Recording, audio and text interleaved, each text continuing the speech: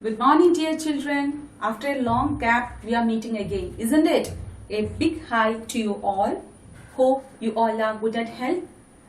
So, kindly respond to my questions as if you are in the class. Okay, even though I couldn't see you, but I can feel your presence there. Before to start the class, I want you to be ready with your bio notebook. Those who don't have it with you, please get it fast. Okay, I'll wait. Ready? So, shall we move? Last two classes, we discussed about control and coordination in animals. In the very beginning of this chapter, I already mentioned that all the living organisms, they respond to stimuli. But they respond in different means. Depending upon the organism and depending upon the stimulus, the reaction also changes from one organism to another. Today, we are going to study how the plant, they respond to stimuli or how the control and coordination takes place in plant. Before to move to that session, as I told you in the beginning, I reminded you once again, all the living organisms respond to stimuli. So that time, I want to say an example. You know how amoeba captures the food. We discussed it so many times. Yes. How amoeba captures the food? When amoeba comes in contact with any food particle, amoeba develops what? A finger-like structure known as pseudopodia. Yes. Then here, what is the stimulus and what's the response? Stimulus is what? Yes, the food. Even though amoeba couldn't see, because as we all know, amoeba is a unicellular organism. It couldn't see because with a single cell only, it performs all the activities. Here, when it senses the presence of which food particle, what's the response there? It develops a pseudopodia. So from this we could understand that all the organisms, they respond to stimulus in different manners. So in the case of plants, can you guess how the plants respond to stimulus? No guess? Plants respond to stimulus by moving their body parts. We know that plants, they cannot move from one place to another, but still they can move the body parts. So here, plants also respond to stimuli by moving their body parts.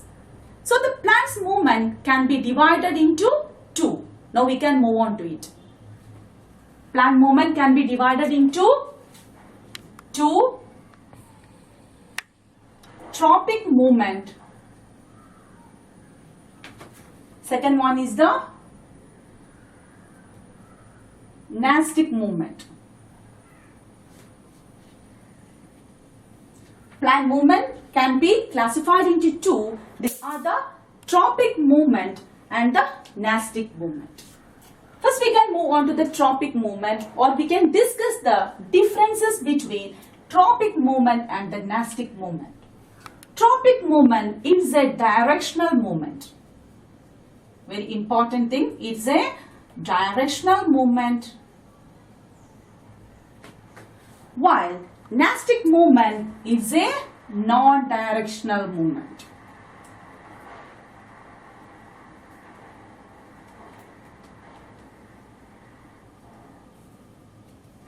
So, the tropic movement, it's a directional movement, while nastic movement, it is a non-directional movement.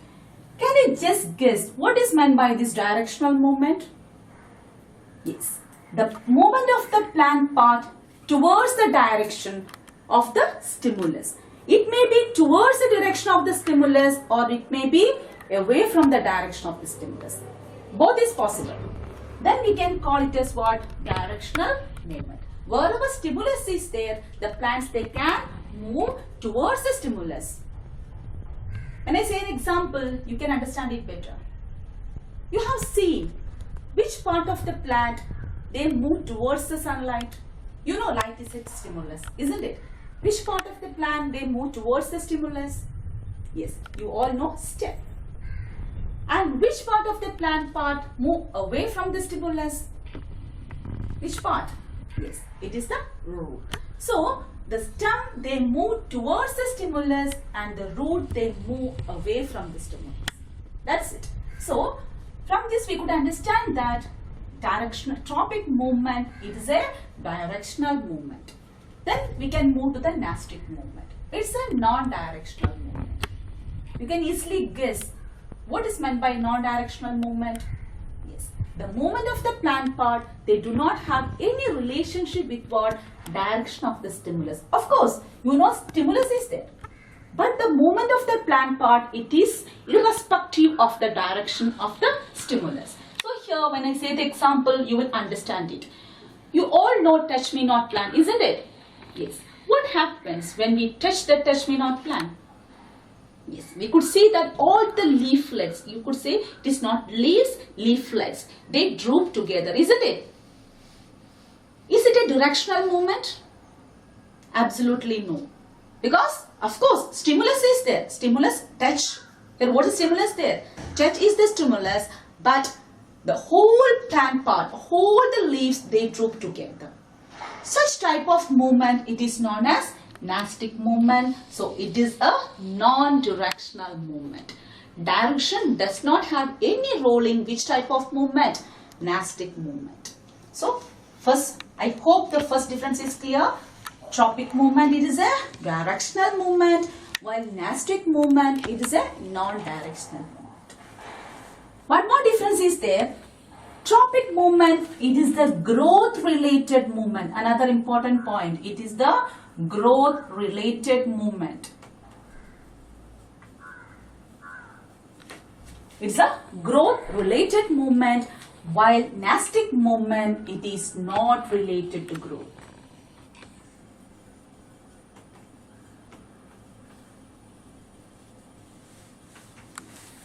Tropic movement, it is related to growth, so we can call it as what? Growth related movement, while nastic movement, it is not related to growth. So we can explain like this.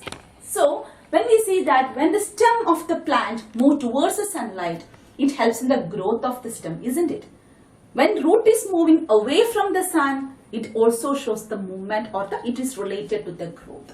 But when we touch the touch me not plant, the folding of the leaves, it is not related to the growth.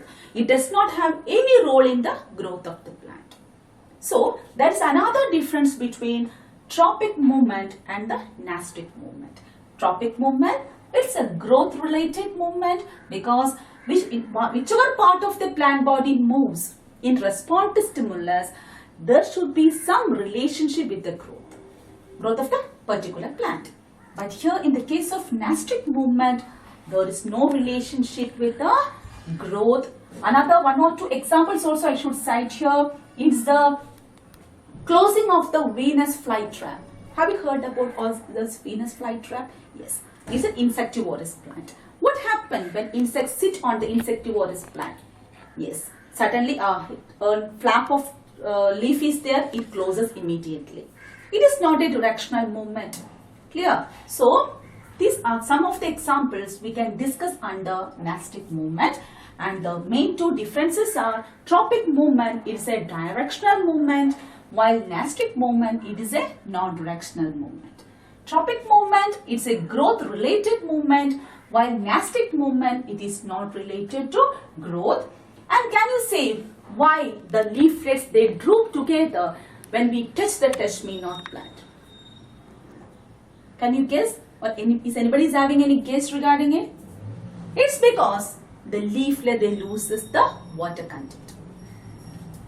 In the case of human beings, you know that how does our muscles respond to the information sent from the brain? How does our muscles respond? Yes, it's by a particular type of proteins are present in there, so we can contract and relax our muscles because of the presence of proteins there. Here you know that such a proteins are absent there. So here what happened? The plant or the leaves, they loses the water content, and immediately the leaves they droop together. As they loses the water content, the leaves they droop together. So this is the example of nastic movement, and you should understand what happens to touch-me-not plant when we touches the plant. So clear? Tropic movement and nastic movement and differences also. Now we can move on to the different types of tropic movement.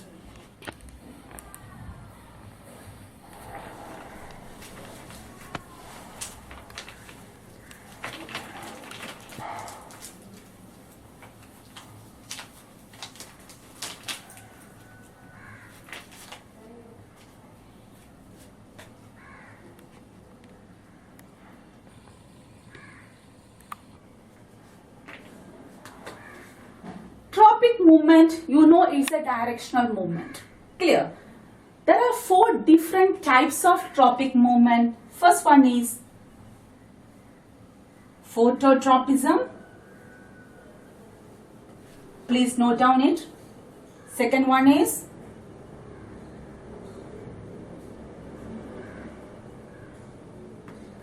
hydrotropism. Third one is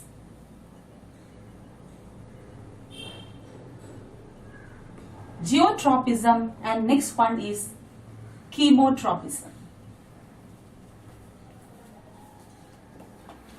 These are the main 4 types of tropic movement. They are phototropism, hydrotropism, geotropism and chemotropism. Can you see what is meant by this phototropism? You all know what is meant by this photo. Photo means light. So when the part of the plant it moves towards or away from the light, we can say it's a phototropism. Plant part, when it moves towards the stimulus light or when it moves away from the stimulus light, we can call them as what? We can call that movement as phototropism. See, this phototropism, it can be 2 types. Positive phototropism .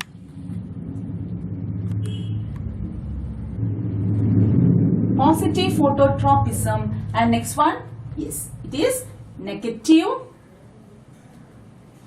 Positive phototropism, and next one is the negative phototropism. Can you just guess what is meant by this positive phototropism? When we discussed about the difference between tropic movement and nastic movement, I already mentioned that it's a directional movement, right? So, and when the response is towards or when the plant part move towards the stimulus or away from the stimulus, we can call it as tropic movement.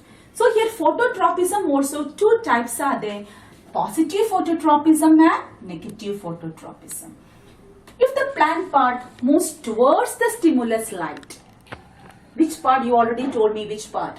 Yes, it's the stem. So that is the stem shows positive phototropism. And what about the negative tropism? Which part of the plant shows negative tropism? Absolutely right. It is the root. So phototropism means it's the movement of the plant part towards or away from the stimulus light.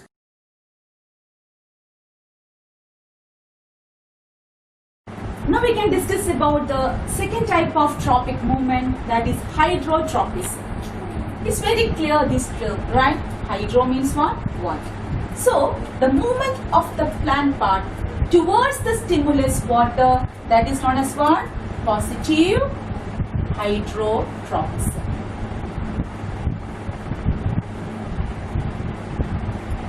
Positive hydrotropism. The part of the plant that moves towards the stimulus water, that is known as positive hydrotropism. And it's very crystal clear that which part of the plant moves towards the stimulus water? Yes, it's the root. And what about negative hydrotropism? Of course, you all can guess the answer. Which part shows negative hydrotropism? Which part of the plant moves away from the stimulus light? It's the stem, isn't it? So, root shows positive hydrotropism and stem shows negative hydrotropism. Next we can discuss about geotropism. What is meant by this geo? Yes, I could hear some of you are telling the answer. It's related to gravity. So which part of the plant move towards the gravity? It's which part? That part shows positive geotropism. Which part? Tell me fast. Yes, it is the root. Root shows positive geotropism, and while which part shows negative geotropism? Yes, absolutely right. It is the stem. So, root shows positive geotropism and stem shows negative geotropism. That means the root moves towards the stimulus gravity, while stem moves away from the stimulus gravity. So, the last one, it is the chemotropism. It is the, what's chemotropism? It's the movement. It's the movement of the plant part towards the stimulus, which is towards the chemical. When we discuss about reproductive structure of the plant, that time we can discuss it more. Now you just understand chemotropism. It is the movement of the plant part towards which stimulus? Chemical. Here in the case of when we discussed about fertilization in flower, we could see that the pollen tube, it is inside the style, and through the style is a part of the female reproductive structure. So we can discuss it very clearly in the next lesson. So the pollen tube, it moves towards the chemical released by the ovule, and that is because of what? Chemotropism. The movement of the, you should understand the example and you should write it. It's a movement of the pollen tube. Movement of the pollen tube towards what? It's a movement of the pollen tube towards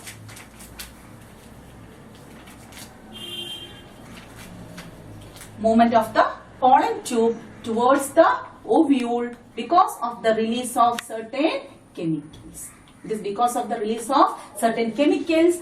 Pollen tube, it moves towards the ovule. So this is an example of chemotropism. So these are the main 4 types of tropic movement. They are the phototropism, that is towards the stimulus, light towards or away. If it is towards, we can call it as positive phototropism, and stem shows positive phototropism, and it's away, negative phototropism, root is showing it. Hydrotropism towards stimulus is water. Positive hydrotropism is shown by the root, and negative hydrotropism is shown by the stem. Geotropism towards the stimulus gravity. So root shows positive geotropism and stem shows negative geotropism. So next is the chemotropism. It is towards the stimulus chemical. So example, movement of pollen tube towards the ovule because ovule release certain chemicals to attract the pollen tube. So with this, we come to the end of tropic movement, and you just revise the nastic movement once again. So we can just go through the nastic movement. We had discussed about it already, the example of nastic movement also, and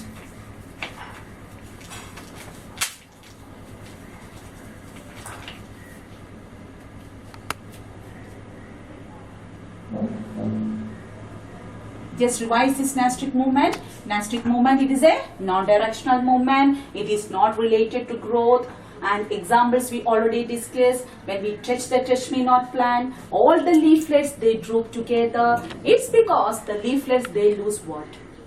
Another examples also we discussed about the Venus flytrap and the blooming of the flower. It is also an example of nastic movement. And this touch-me-not plant, as the stimulus is the touch. Stimulus is the touch. We can call it as what? Thigmonasty. As the stimulus is the touch, we can call it as what? Thigmonasty. Just understand it. Just for information only, I just mentioned this here. As the stimulus is the touch, we can call it as what? Thigmonasty. Okay, so tropic movement and nastic movement. These two movements help the plant to respond to stimuli.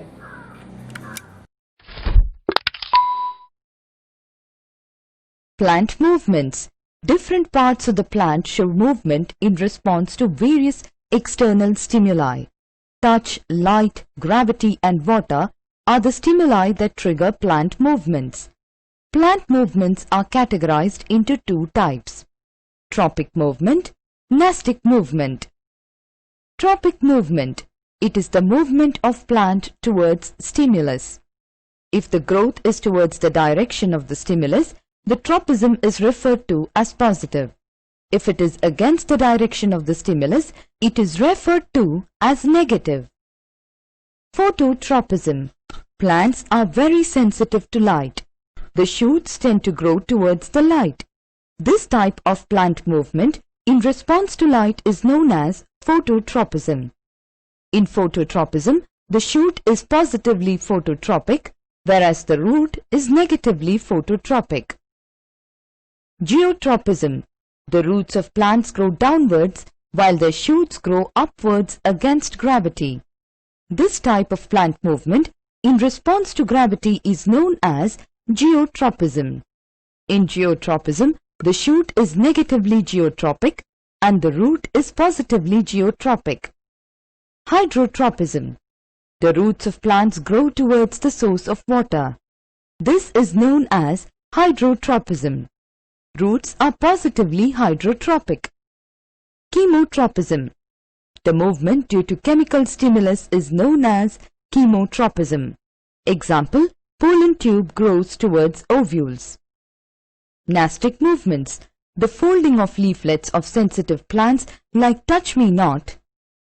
The opening and closing of petals, the closing of pitcher of the insectivorous plants, etc. are movements that have no relation to the direction of the stimulus. These movements are known as nastic movements. Hope you have gone through the video and I hope it is very clear. Now we can discuss about another important thing that controls the plant movement.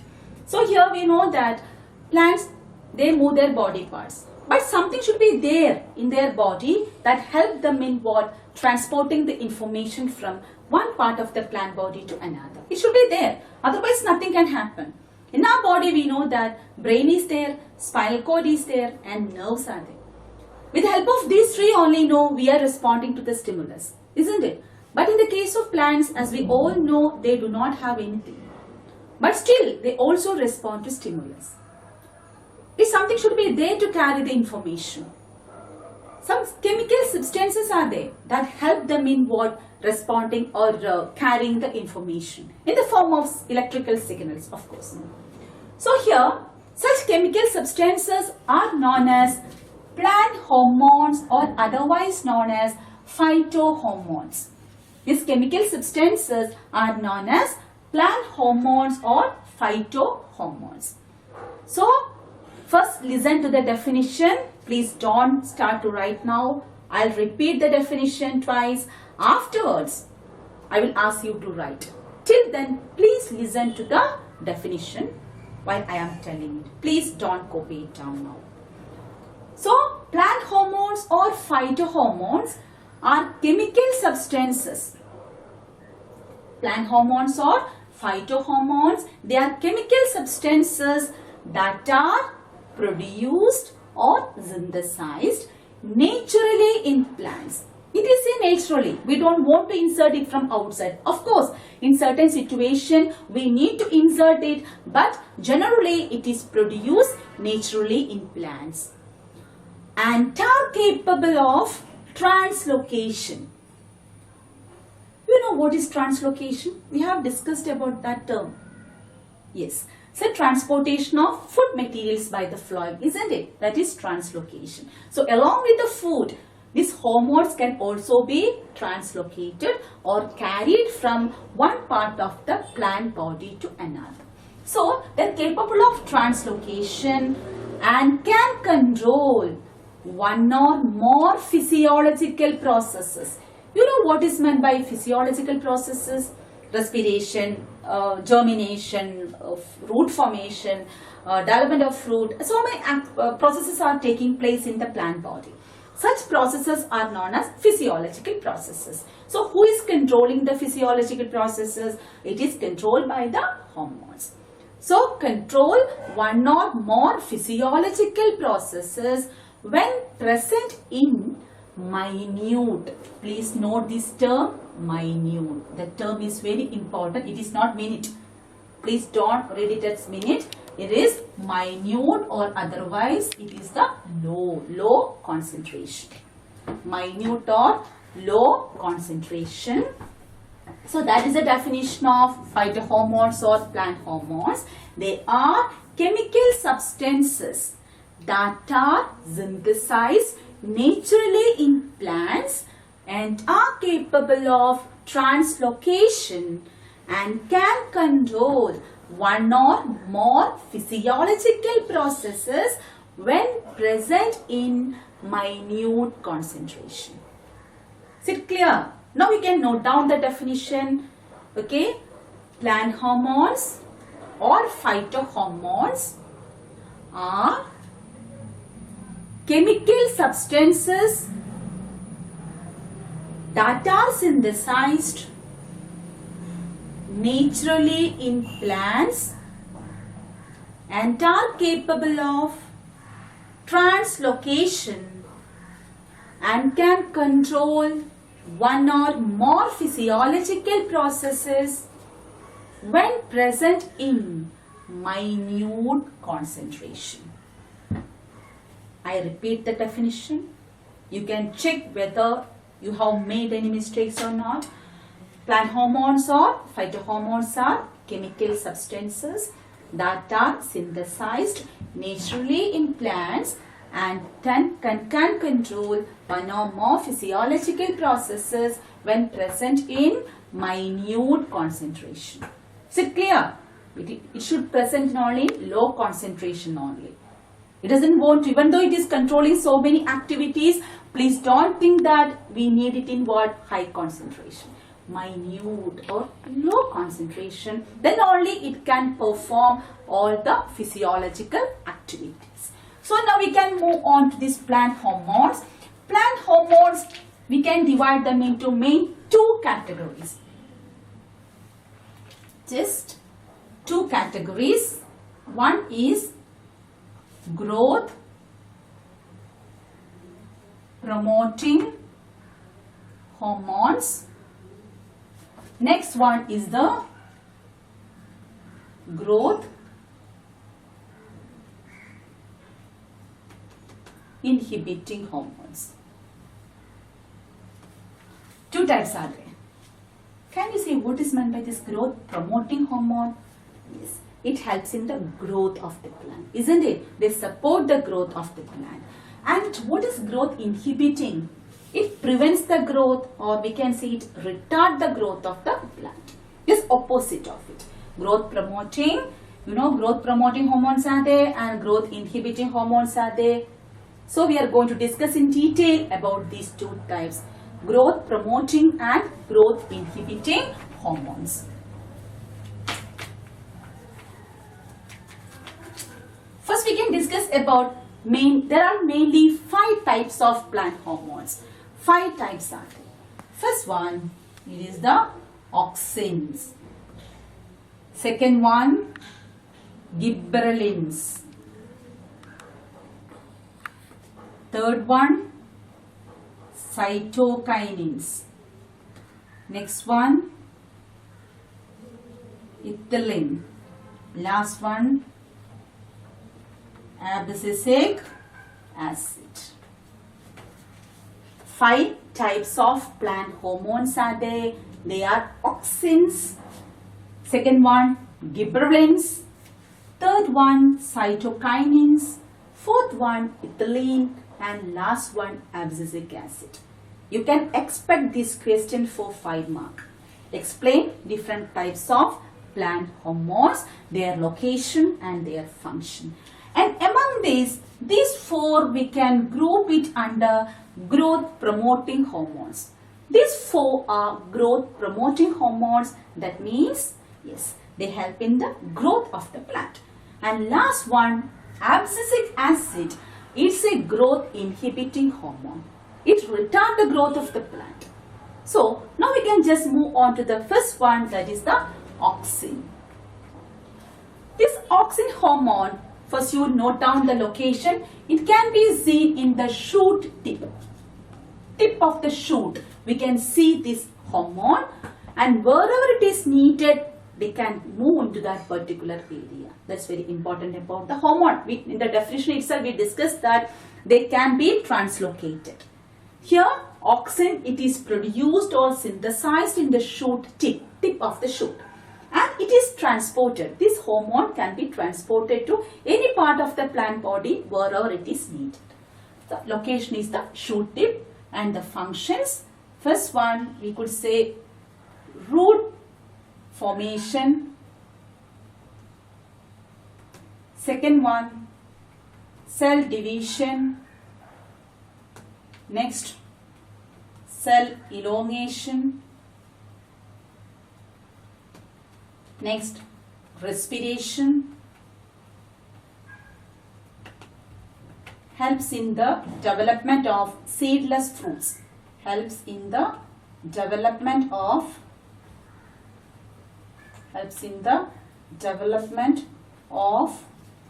seedless fruits.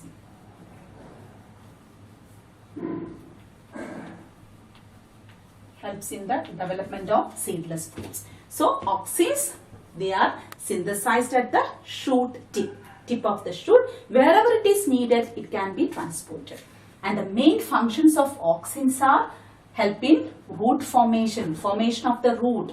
Which hormone is responsible? Hormone auxin. Cell division, of course. When cell division takes place, only plants can grow, isn't it? If no division, no plant growth. So cell division. Cell elongation. What is elongation? Enlargement of the cell. Enlargement of the cell. It is because of which hormone? Auxin. Respiration. We know that. Very important process. That is respiration. Production of energy. That is whose responsibility? Who is controlling it? Auxin. Last one, helps in the development of seedless fruit. You know what is seedless fruit? You have eaten also, isn't it? Typical example, grapes. Now we will get so oranges. Different types of grapes are there. Seedless grapes. It is because of which hormone? Hormone auxin.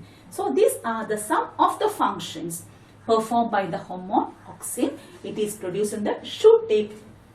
Root formation, cell division, cell elongation, respiration, and helps in the development of seedless fruits. Now we can move on to the second growth promoting hormone, that is the gibberellins. You know this. I know that these terms are quite new to you, but you should learn the spelling and you should know it very clearly because it's a very important question. I repeat and repeat that. Very important question for the examination. So please don't make me mistake. So this gibberellin is another growth promoting hormone. It is seen in fruits and seeds. Very important thing. Gibberellin is seen in fruits and seeds. The location where we could see gibberellin. And the main function of gibberellin, it is stem elongation. Very important thing. Enlargement of the stem. It is because of which hormone? Hormone gibberellin. Next one, seed germination. If seed doesn't germinate, what will happen to the plant?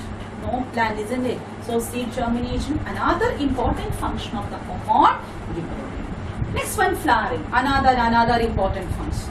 That is all performed by which hormone? Gibberellin. Here, gibberellins, they are seen in fruits and seeds. Main location. So as we discussed about this hormone, it can move to any part as it wishes. As it wishes means where it is needed. That is very important. We can't say no wherever they like, no they can go. It is not like that.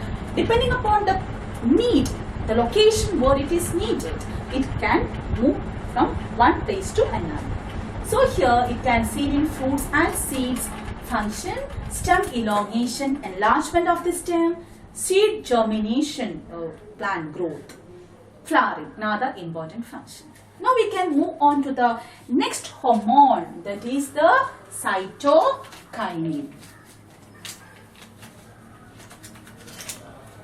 Cytokinin, it can be seen, it's seen wherever the rapid cell division takes place. Wherever rapid means what? very fast cell division takes place in such areas. We can see this plant hormone cytokinin. Wherever rapid cell division takes place, we can see the cytokinins. In the mature plant, we can see, or the cytokinin is synthesized in the root tip. In the mature plant, cytokinin is synthesized in the root tip and slowly diffuses into the shoot. Slowly diffuses into the shoot. That is how it works. In the case of mature plant, cytokinin is synthesized in the root tip and slowly it diffuses into the shoot. And the main function of cytokinins, main function, it is the cell division. Very important function of cytokinin, it is the cell division. Next one, delays aging of plant, delays aging. Next one, breaking the dormancy, breaking the dormancy of seeds and buds. Dormancy of seeds and buds. Breaking the dormancy of seeds and buds.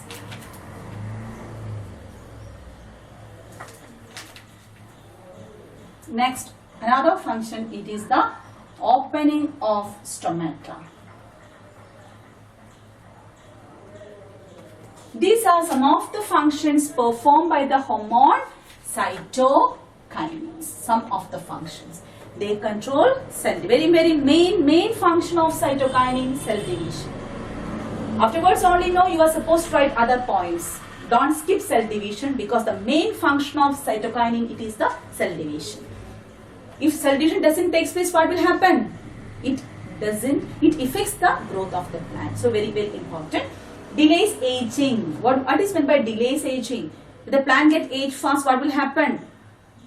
It will get sometimes decayed, or the leaves may fall off, etc. can take place. So if cytokinin is there, definitely no, it can delays aging because it continuously supports cell division. That's it. The relation is there. Breaking the dormancy of seeds and bud. You know what is meant by breaking the dormancy? What is dormant state? Inactive state. The seed is inactive or the bud is inactive, what will happen? The seed is inactive, no germination. The seed will be there under the soil and plants will not grow from there. You know, we have experienced that so many times when we sow the seeds of spinach or paddy. We can't say that all the seeds will develop into plant. It's quite impossible. Some seeds can develop and some seeds cannot. So, if the cytokinin is there, it breaks the dormancy, inactive condition of the seed. Who is breaking it? Cytokinin. And buds. If buds doesn't develop, no flower is there, isn't it? So that's it. Breaking the dormancy of seeds and buds. Next one, another function is the opening of stomata. You know what's the function of stomata? Definitely gaseous exchange. So here we know that if the cytokinin is there, the stomata can open and the gaseous exchange takes place. It can support respiration, it can support photosynthesis. Not only that, if more water is there, that can be released to the leaf. So these are the main functions performed by which hormone? Cytokinin. Promotes cell division, delays aging, breaking the dormancy of seeds and buds, and opening of stomata. And they are seen mainly in the rapid dividing areas in the plant. Next hormone, we can move on to the ethylene. It is a ripening hormone. It can be seen mainly in the fruit and the flowers. Ripening, main function is the ripening of the fruit. Ripening, main function of ethylene, it is the fruit ripening. If the fruit doesn't ripen naturally or if it takes time, nowadays this ethylene is injected into the fruits to ripe fast. So it can be applied in it can be prepared in the laboratory condition and can be injected to the fruit for artificial ripening. So that is about the ethylene. It is a ripening hormone. It is seen in the fruit and the flowers. It helps in the ripening of the fruit. Then we can move on to the, so these four are the, which type of hormones? They are the growth promoting hormone, and the last one, it is the growth inhibiting hormone. So when we discussed about these four, you may understand the function performed by these three. So these four. But this abscisic acid as a growth inhibiting hormone, it retards the growth of the plant. You know, it promotes aging. It can be seen in different areas. It promotes aging, closing of stomata, wilting of leaves,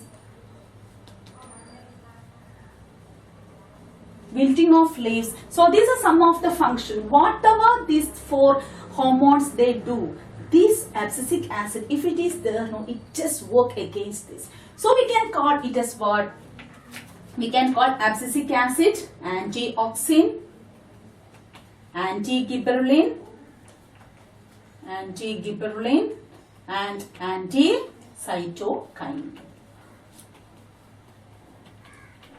We can call, another terms we can call, give to this abscisic acid, antioxin, anti-gibberellin, anti-cytokine. Because their main function is to retard the growth of the plant. They do it by promote aging. Then the plant will get what? Decayed very fast. Closing of stomata, no gaseous exchange, no release of water, then wilting of leaves. They all because of the hormone abscisic acid. So these are the main 5 types of hormone. So I will just give a clue to make you understand or remind the names of this hormone. AKH. 5. A. Auxin. C. Cytokinin. A. Abscisic acid. G. Gibberellin. And E. Ethylene. So just to make you understand or remind or remember the name of the hormones very fast, you can just use this clue AKH. AKH. A. Auxin. C. Cytokinin. A. Abscisic acid. G. Gibberellin. And last one E. It is the ethylene. So this is about the plant hormones, and these plant hormones help in the growth of the plant and except this hormone abscisic acid. Clear? So with the help of these plant hormones and the plant movement, you know, plants are growing. Now we can just watch a video explaining about the different types of plant hormones. Okay, so I hope it will be very clear when you watch the video again. Clear, children? So after watching the video, please go through the lesson thoroughly. If any doubt is there, you are free to ask me through WhatsApp. Clear? Write the notes, study the question answers, and be ready always with answers whenever I ask you. So, dear children, thank you. Have a nice day. Watch the video. Be safe. Practice social distancing. Thank you. Plant growth hormones.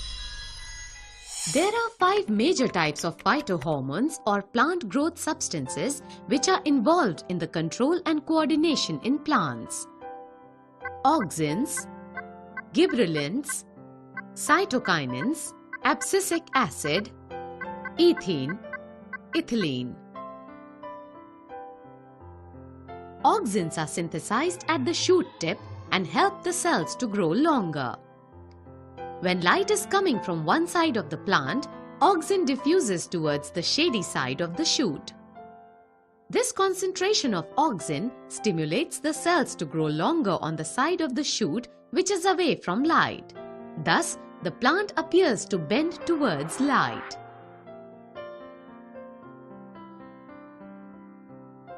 Gibberellins.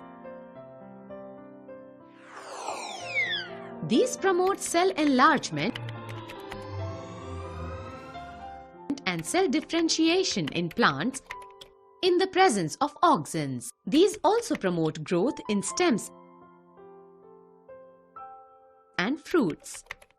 These also induce parthenocarpy, that is, the formation of seedless fruits without fertilization in many plants. Cytokinins. These promote cell division and occur in greater concentration in areas of rapid cell division, such as in fruits and seeds. They help in breaking the dormancy in seeds and buds.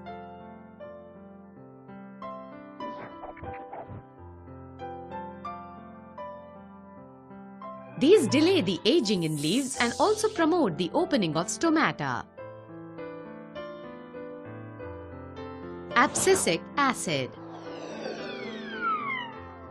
It promotes the dormancy in seeds and buds and thereby inhibits growth. It also promotes the closing of stomata and thus affects wilting of leaves.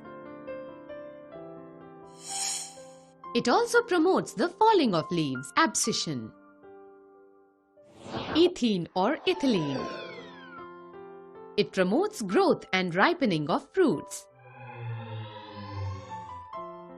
It helps in breaking the dormancy in buds and seeds. It stimulates the formation of separation layer, abscission zone in leaves, flowers, and fruits. It promotes yellowing of leaves.